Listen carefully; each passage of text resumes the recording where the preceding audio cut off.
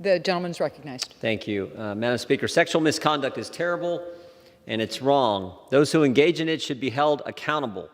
But this bill, while well-intentioned, is misguided. These findings include statistics about the percentage of men and women who have experienced some form of sexual harassment or sexual assault in their lifetime.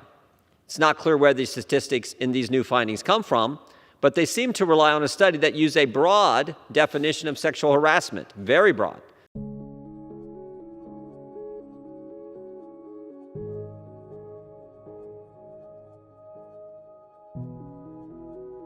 For starters, it's a massive federal overreach. It regulates contract law that has been and should be handled at the state level. It will give trial lawyers an incentive to add unsupported allegations in litigation so they can void a confidentiality clause and access and use confidential information unrelated to the sexual misconduct.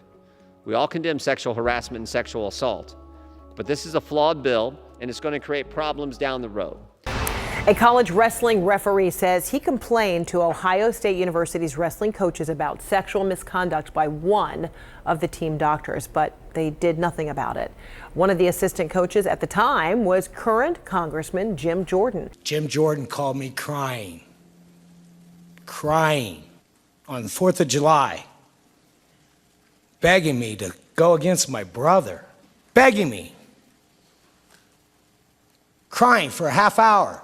That's the kind of cover-ups that's going on there. And this is just the beginning of a new push by Democrats to chip away at states' rights. Nobody should be subjected to sexual harassment.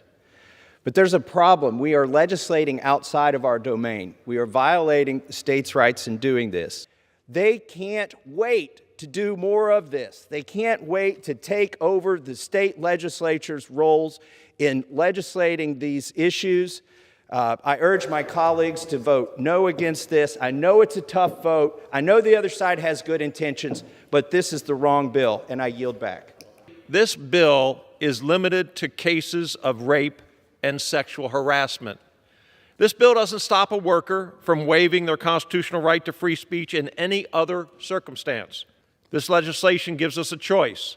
We can protect rapists, predators, perverts in the workplace, or we can give voice to victims, survivors, and the most vulnerable among us. We can assure Americans that our employers will only hire those employees who respect others in the workplace. This bill received unanimous support in the Senate and has bipartisan support in the House. The reason is simple.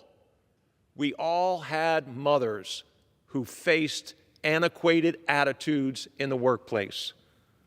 And we don't want our daughters and our granddaughters to face those same attitudes.